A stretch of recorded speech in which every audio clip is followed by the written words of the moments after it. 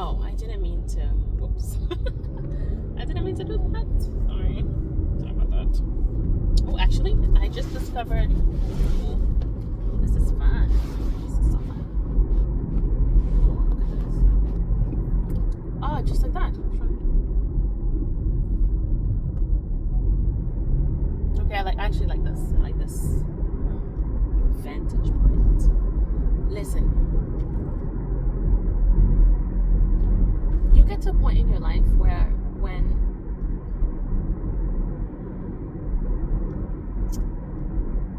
certain experiences and things that you've gone through really give you pause. How is it? Think about it. Think about this. How is it that you're a good person? I'm not saying perfect, but you do your best. You're decent. You respect people. You try to show up for them to the best of your ability. Okay. How is it that you are all of those things? And people, even when you go around, people will say, they may not sing your praises all the time, but those that are normal like you, they'll say, oh, you're nice, oh, you're this, you're that, right? So generally speaking, people that are not looking to gain anything from you, they're just kind of neutral, they'll say nice things about you, right? And they'll say, oh, so and so is nice, and then that's that. So you do have a decent reputation. Again, you're not perfect, but you try your best to put your best foot forward and to be good to people as much as you can, yeah? But how is it that you are all of those things, and yet for some reason it's always hard for people to come into your life, good people that is, to come into your life. When they finally come in, they can't stay, right? When they finally come in, they can't stay. There's always a reason, a this and a that explains why they can't stay, or that explains why, when it comes to, let's say, spending time or hanging out or something like that, you're always the one overreaching. Granted, you're busy too. It's not like you don't have anything to do, but whenever there is time, whenever there's some window of availability, you're always the one kind of reaching out to see, okay, let's catch up, let's do this, but it's not reciprocated. Okay, so people either can't come into your life, or when they come in, they can't stay. Okay, and when they stay, they have to make a scene. They have to create something with you. They have to set something up for drama to ensue. They have to stir the pot. Like, there has to be some sort of a stirring, some sort of shaking in order for them to stay, or as a result of them staying. Why can't you have normal, decent relationships that where you pour into them, they pour into you, there's a back and forth. When you having a good day, when you're celebrating something, you have people to share it with. When you're down and out, you can easily, open up to your friends or your family or people that are close to you and say, hey, I'm dealing with such and such. How can you support me? And there's a genuine atmosphere of support and honestly of love, right? That exists for you. Right? But no, for some reason you're always fighting for basic decency and reciprocity. That doesn't mean that most people anyways, they're not gonna be outright rude to you.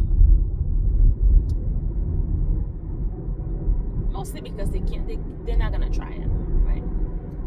But you can tell that, you can see that for some reason they just can't stick. It can't stick. It's like the glue is not sticking, right? there's no reciprocity. Everything is one way, everything is one-sided. Okay? And you can't seem to get proper interactions, and you can't seem to be able to lean on anybody, because you never know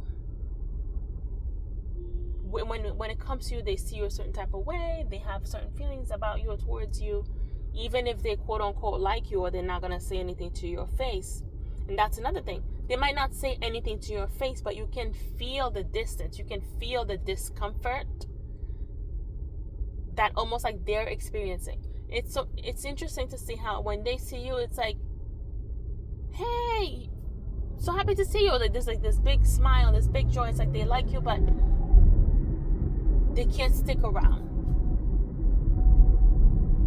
Right? They like you, but you can't. You know what it is? You're just too real. You're just too real. When you're up, you're up. When you're down, you're down. There's no gray area with you. You're so raw and so real that I think it scares people. They don't know what to do with you. They really don't know what to do with you. And it's getting to a point where it happens so often and so frequently and so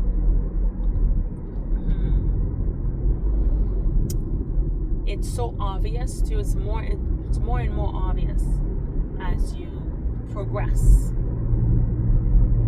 And we don't know, is it obvious because it's actually becoming more evident, or is it obvious because you're just more aware of it happening with time and maturity and things like that? Who knows? But the point is, it's happening and you see it, right? So it seems that all you can really do with people, for the type of person that you are, all you can really do is be surface level with them. People are just like, hi, bye, how are you doing, how's the weather? Like that's the only conversation, the level of conversation that they can handle from you, right? Because you're just too much. I mean, let's be honest, let's just call it what it is. You're too much for people. If you were not too much, but you're such a good person, what other reason could there be as to why there might be reciprocity, there might be mutual respect, and even, dare we say, admiration, but you can't open up to these people, you know? You can't be real with them. You can't be, not real, you can't be too open, because the minute you guard down, you just expose yourself, you just kind of like bury your soul with these people. They're not gonna stay. The type of person that you are, you need to be, it appears, I mean, it's getting obvious, it appears that you need to be not shallow, but maybe a little bit more, I mean, reserved. I mean, can we really say reserved? How much more reserved can you be? Even that's not the word. But limited. Just limit the interactions. Limit. Like when it's almost limit the interaction, but also reduce your expectations too. Because people can't handle you. You're too much. You're too authentic. You're too real. It's almost like you're too strong for them. And being around you, no matter how much they like you, that's what the other explanation is there. Because when they see you, they seem to light up. They seem excited. They seem happy. But when they leave, it's like you can never hear from them again, right? But when they come around, they don't even come around for you. They come around for other people, like people in the vicinity of you, right? And then they just hi you, and then they like, oh, hi, right? And then that's it. And then you strike a conversation. You exchange a few words. Everybody's happy, yay, and then boom, they're gone, right? And then when they're gone, when there is like distance, or when they're actually away, right? Or you're away from each other, And again, people are busy. People are living their life. That's one thing. But you can tell the difference between just people living their life and being genuinely busy versus they'll reach out to everybody else except you. They'll talk to the world except for you. You see what I mean? Like you're not a thought. You're not a thought. You're not on the table as someone to discuss anything with, as a partner, as a friend, as a family member. You're not that to them. You're just somebody who happens to be around, and when the time comes to interact, like maybe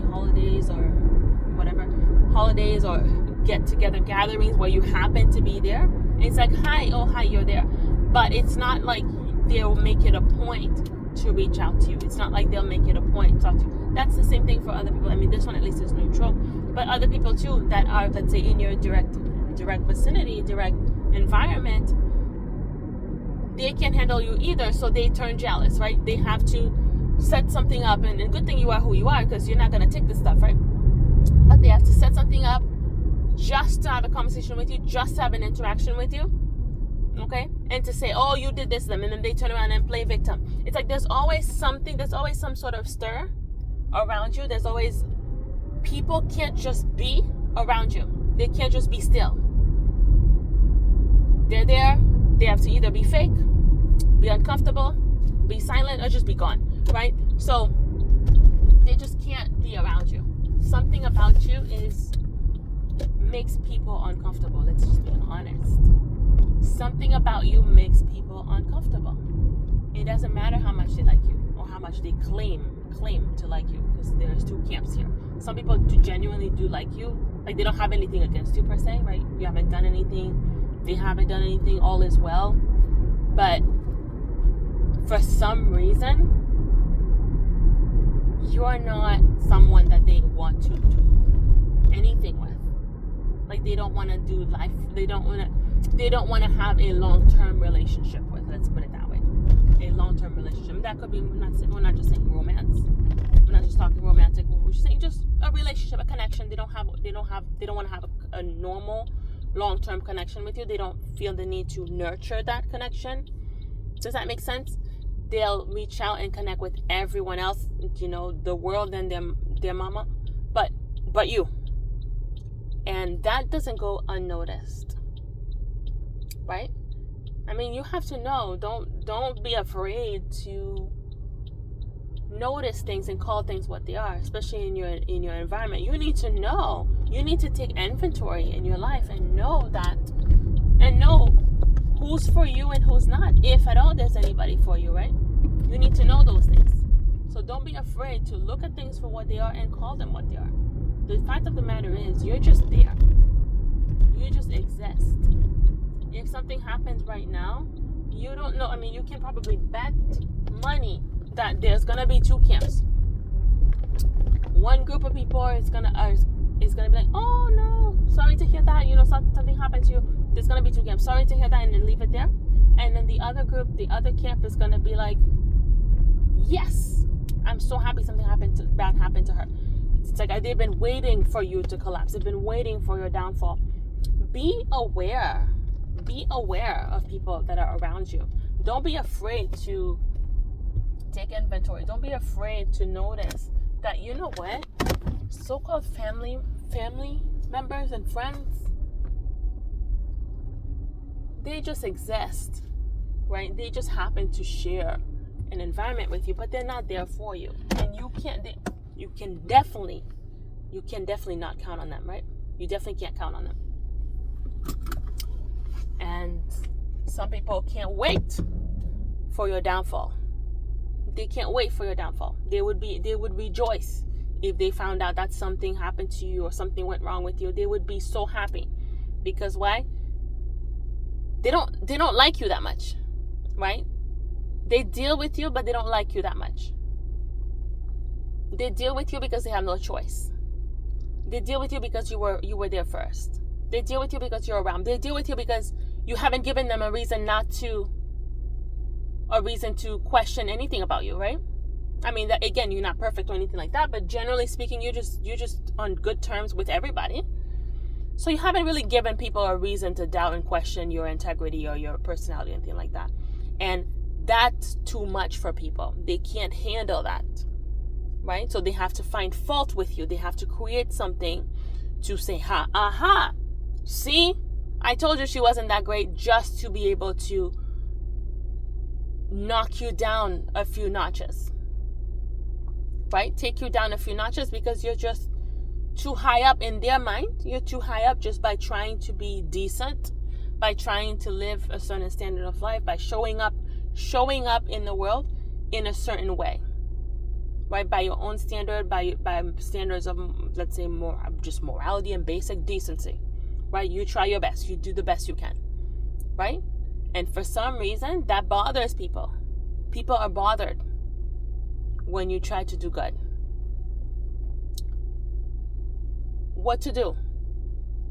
Recognize it for what it is. Recognize it for what it is. Stop sugarcoating it. Stop trying to put lipstick on it and say, oh, it's not that. No. Recognize it for what it is. The truth is, you are alone. Right? It doesn't matter if they like you, whether they like you or not, whether they're neutral towards you or not. Neutral means they're not for you. Okay? People are more likely to bail on you than actually support you when they're neutral. And then when obviously the jealous type, if they're around you and they're jealous, obviously they don't care about you, right? Obviously, right? They just want to take you down. They want to hear bad news about you. They don't want to hear anything good regarding your life. They just happen to be around. You happen to be around. You happen to have to deal with them, and vice versa. They have no choice but to put up with you. But if they could remove you, they would do that in a heartbeat. If given the chance, and that's why you have to be very careful with jealous people. If given the chance, they will remove you. They will take you out. But the problem with jealous people is they're too coward. That's why they're jealous in the first place, right? A lot of them are too coward to do anything. So they might not do anything, but they'll lurk around until pretty much indefinitely, right? Indefinitely. Okay. At the same time, if, whatever is in their head, if that takes over, they can kill you. So be real.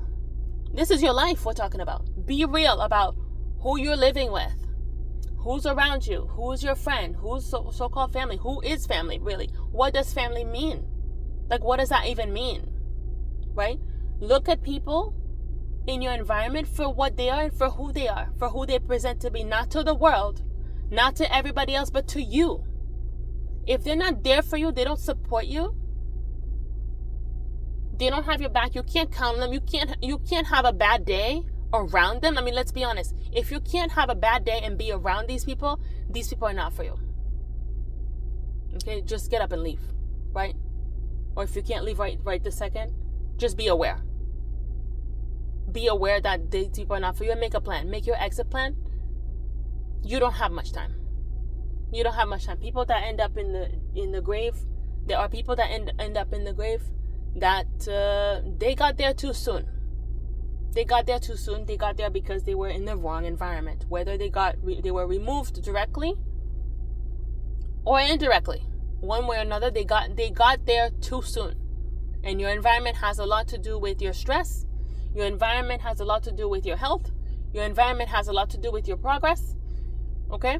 Your environment has a lot to do with where you're gonna go in life and how quickly are you gonna get there, if at all.